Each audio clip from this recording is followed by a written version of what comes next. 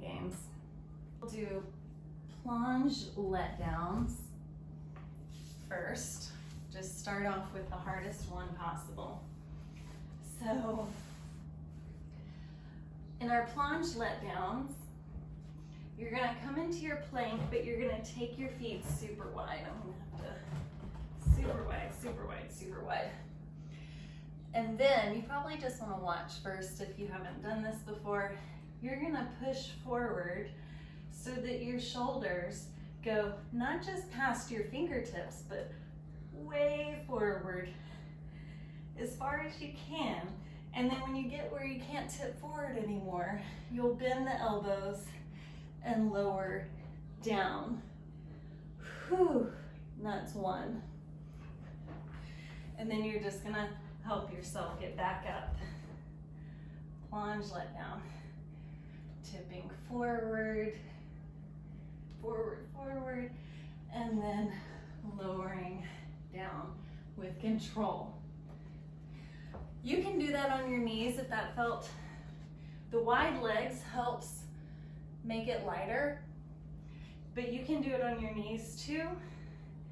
You can even walk your toes forward if you have the wrist flexibility, because you want to be able to lower with control. And how do you get back up? You don't have to push back up. Just sitting back up is fine. 3 to 5 is my number, so whatever feels accessible to you. I know that particular one is really intense on your wrists, but we want your heart rate to get up, warm up your body, warm up your shoulders. And this is good handstand practice.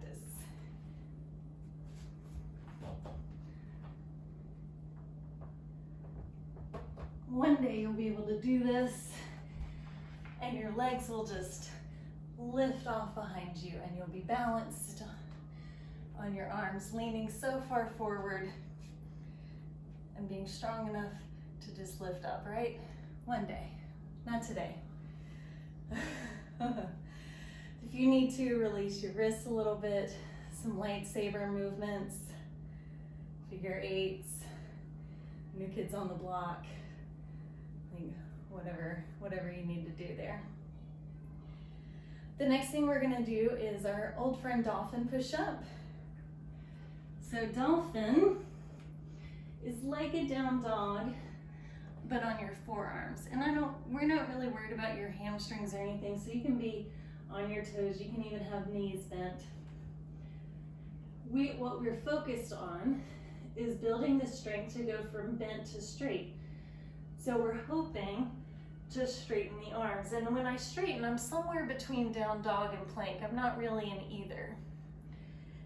You can do this walking one arm at a time,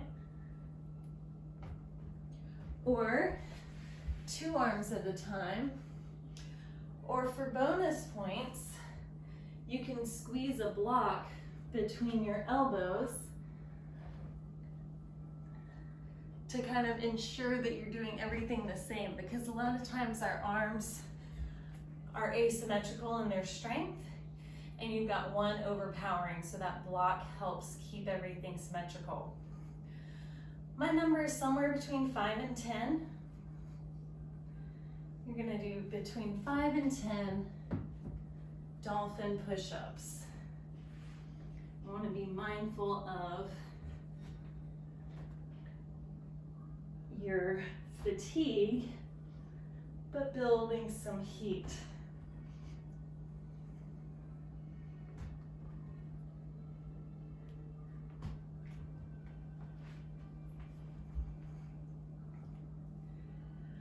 Yes. Whew. Already starting to feel stronger, right?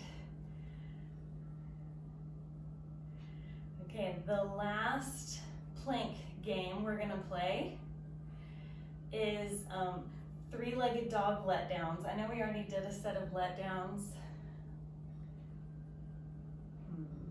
Yes, but we're gonna do another set of different letdowns because these are my favorite. So you're gonna start in down dog. You're gonna lift up a leg to three-legged dog. Then you're going to look forward and bring your shoulders over your wrists so that you're kind of in a plank as far as shoulders over the wrists go, but then your leg's really high. You're gonna keep that leg super high and lower slowly, allowing your chest to come to the floor, keeping the hips up and the leg high, and then gently rolling out. Yeah. So again, then you just sit back up into your down dog, however is possible. So finding that three-legged dog, looking forward, lengthening, feeling that squeeze in the back, lowering down, experiencing some moments with the weight on the chest and the leg high before sliding out. I'd like you to do 3 on each side. If that feels like a lot, 2 on each side is fine. Just working on building strength and flexibility at the same time.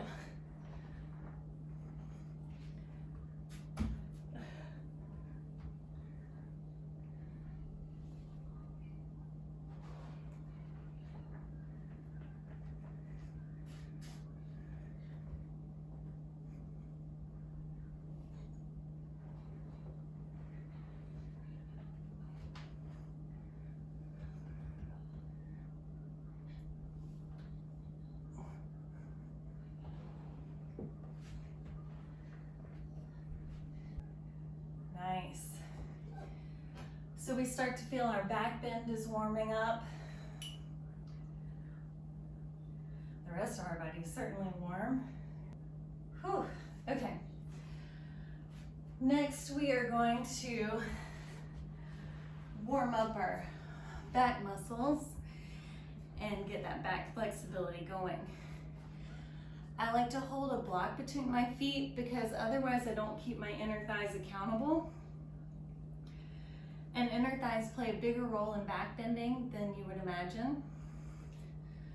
We have done some middle split stuff, so you might already feel that inner thigh activation.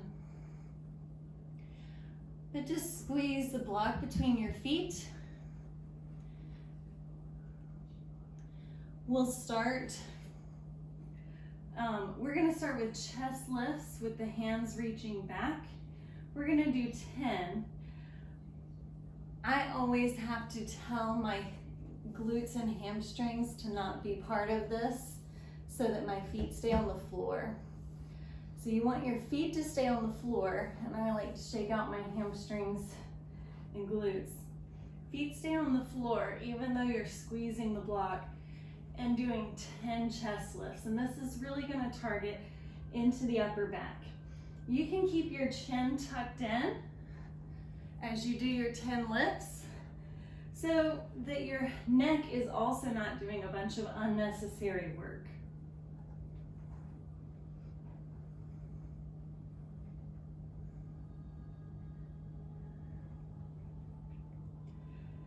Next, I like to bring my hands to my forehead to do my feet lift. So squeezing the block, keeping the legs straight, and lifting 10 times in the feet.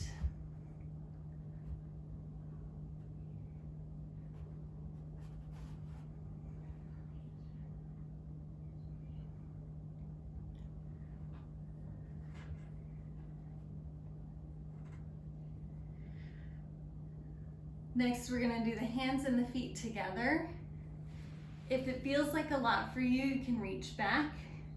If you want a little bit more, you can have your hands by your shoulders in a W. If you want a big challenge, you can reach your hands in front of you. Still squeeze the block between your feet, and 10 lifts of the hands and the feet nice and slow and controlled. And keep that chin tucked in so that your neck is not part of the party today.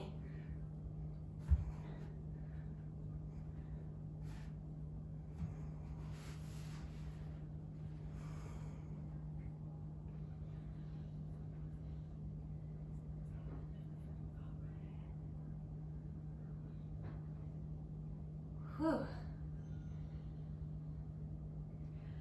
All right, we're gonna explore Cobra. I'm gonna give you 30 seconds or so if you like to hang out in a forearm Cobra, if you like to do Cobra circles, if you just wanna do a couple up and down lifts, to kind of come into your Cobra, explore it, feel it activate.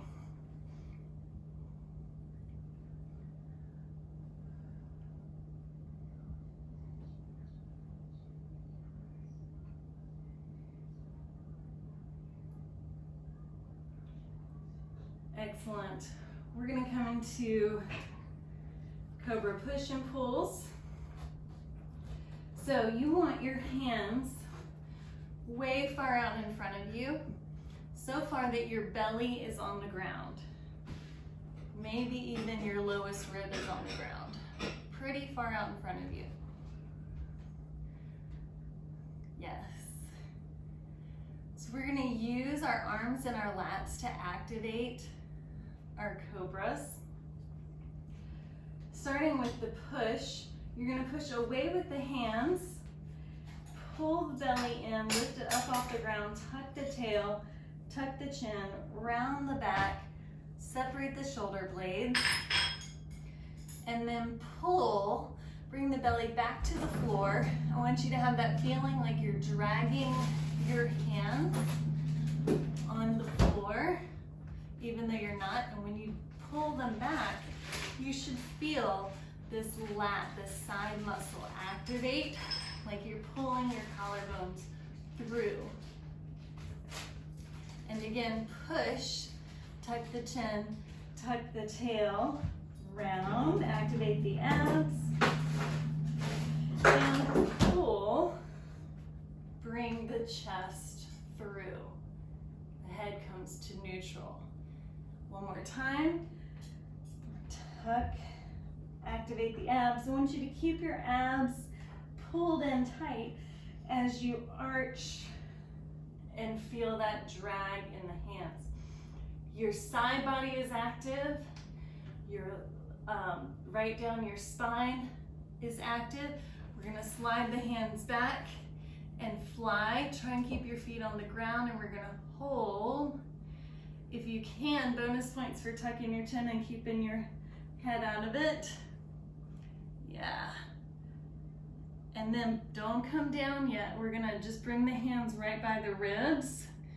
Keep the muscle activation and use the hands to assist as you lift up higher into a higher Cobra. So you should still have that big squeeze, kind of light on the fingers. Hands are just assisting. Bring the hands out in front. And we're gonna do another round of Cobra push and pulls, but higher. So creep those fingers forward. Your belly doesn't have to be down. You want the space to push and pull. Right, great. Push away, tuck the chin, tuck the tail, round the back, separate the shoulder blades, and pull, arching, pulling through, head comes to neutral. Again, push, tuck the chin, tuck the tail. Keep the abs active as you pull and arch through. See if that got you a little bit higher up with your abs active.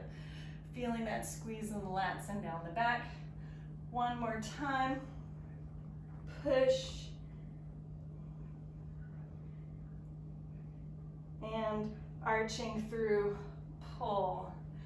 All right, here's the big one. We're gonna fly again. We're gonna lock it down. So lock those lats in, squeeze down the back, squeeze the butt, and fly for 5, 4, 3, 2, slowly come down, and 1. Whew. Shake your hips from side to side. Let's take a plank either on the wrists or forearms just to pull everything in, sew everything back up so that your back feels nice and refreshed.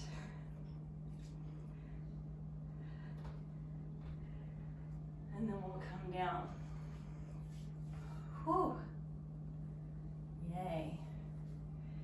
So our back's feeling warm. Now we're gonna open up our shoulders for a moment. So here you can find, you could use your blocks, you can use the wall, you could use a chair. Whatever you have is totally fine. We'll make it work. And you can stand or kneel. I'm good with any of it. Actually, yeah, I'm gonna kneel.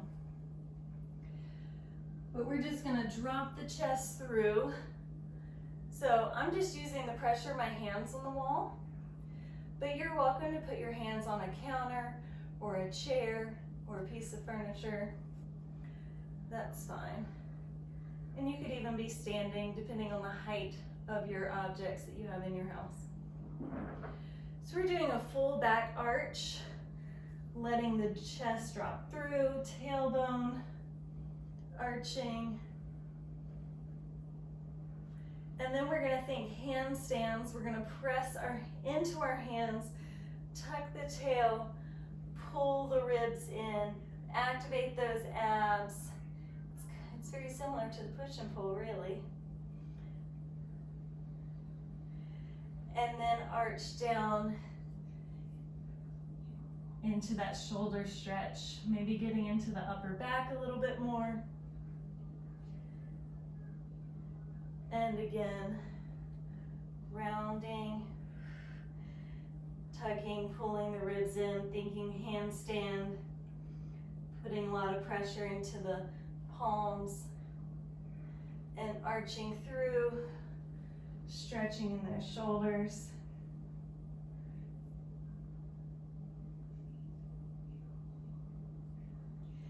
And one more time, tucking, pulling in, feeling that activation. And then we'll roll all the way up. Ooh, good shoulder stuff. Now we're ready to start our bridge variations. So we're gonna take a bridge warm up first. If that means, so if you already have a solid bridge and you want to press up into it, now is the time for that. If you are not so sure about that, you could hang out in a hip bridge, walking the shoulder blades under, and just sort of working into this space a little bit first before we press up into our full bridge. In yoga, it's called wheel.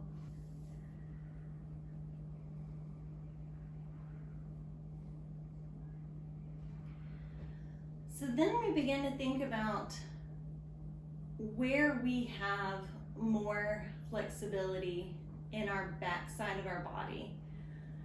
And the bridge can very much guide us to what is accessible and what is more difficult. So one way to find that out, is by pressing up to your bridge and noticing when you push forward toward your hands. I mean, that's gonna open up your shoulders and your upper back more. Whereas if you bend your knees, you've got less shoulders and more low back. So take a minute and sort of acknowledge, is it hips that feels tight? Is it shoulders? Is it upper back? Where feels tricky? And you can walk your hands and feet closer. That's gonna be more into your low back. But take a minute to identify where your tricky spots are. And we'll look at some variations. That having the body awareness to know what's hard for us is going to be really important in figuring out how to solve that and how to access things a little bit better.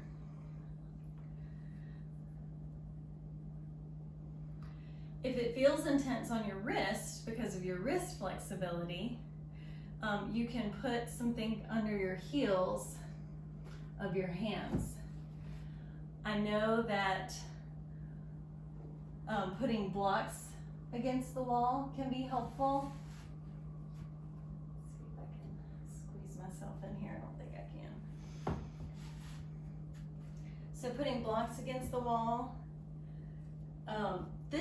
I like blocks against the wall in your bridge for a couple of reasons. One, it can alleviate some tension on the wrist because you can do at this angle and it makes it less intense. Or you could just be up on a little towel underneath. That even just that amount can be helpful for your wrist. The other reason I like the wall is because it's a stationary thing that's pretty consistent.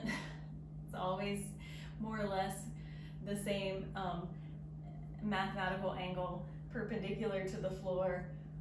In my 100-year-old house, everything's not exactly square, but for the most part, you get it. So it gives you that ability to test how much of your back, how much of your chest or your chin or your arms you can get against the wall. And that can help you dig into your upper back, and it can give you some markers and goals, body marker goals. So if your upper back or shoulders is your tighter spot, what you're gonna do is get against the wall, and you don't have to use blocks for this. I like to have blocks because it gets even more into the upper back. It is a little harder to do that push up with your hands on the block because it's a smidge higher, so even if you wanted to, you could press up from the floor and walk up onto the block. But either way, walking up onto the block and then pressing against the wall and trying to get chest and shoulders toward the wall, it's going to be really helpful in opening up your shoulders and your upper back. So try the bridge, whether you press up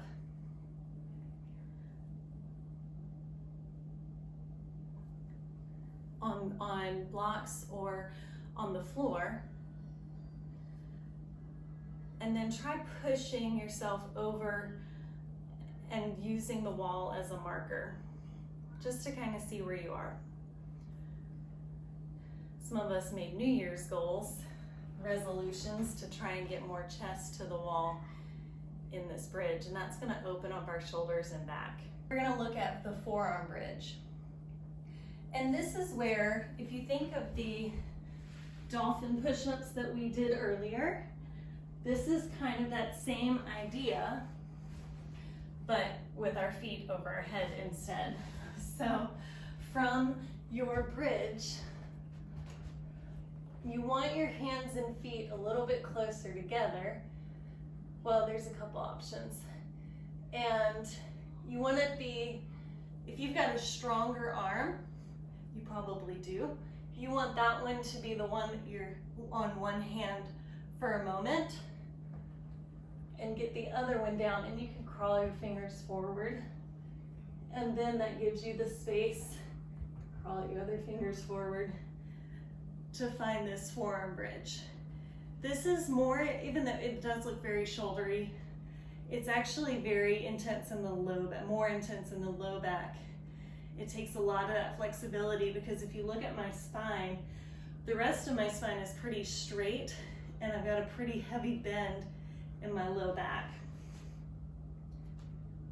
So this is where our dolphin push-up can come back in to play, because I can do both at once. It'll be crazy, huh? So if you want to try the forearm bridge, that's a fun one. If that doesn't feel accessible, you can do our regular one, or you can go with hands on blocks or chest to wall. We've got time for one more bridge variation today. So the last thing we're going to do is move the feet. So we moved the hands, we shifted back and forth, and now we're going to play with moving the feet. This one's probably the easiest of the three because our legs are so much stronger than our upper body. So from your bridge, sometimes you might want to get a foot in the center, and you might just want to start picking up a knee, just finding that balance. Once you get that, you might be able to extend, or sometimes a leg cross is pretty. Are you leaving me, Jessie? So feel free to take some bridge variations with some leg movements. Maybe try a straight leg just to have it pretty. Maybe come up on your toes. Just bring your legs wider. Bring them closer.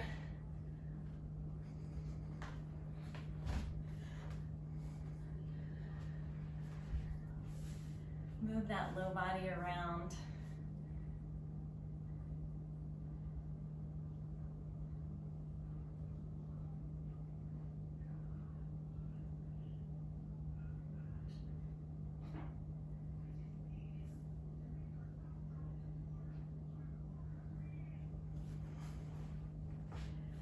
All right, team, we've come to a very important part of class where we must cool down, and I don't want you to have a back hangover, so we are going to take the time to cool down just a few moments.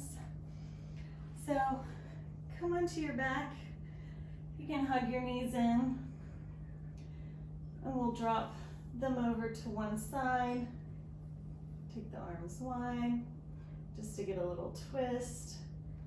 Twists are great back recovery.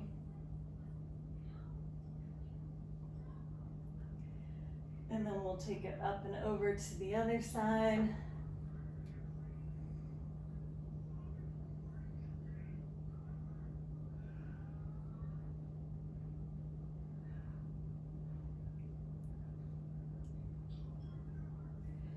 And bring it back up. We're gonna take, we'll just do a couple of bicycles. We'll do it nice and slow so you can have bent legs. If that feels like where you are, you know, this is not for the abdominal workout. This is for recovering your back. So we're practicing the spine, being neutral, and just sort of sewing in the abs and telling them, hey, it's your turn again. You can take over from here.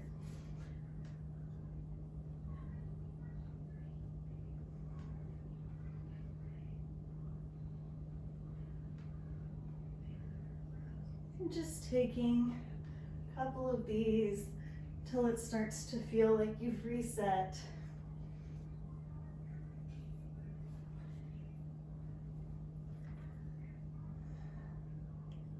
Whew, great job.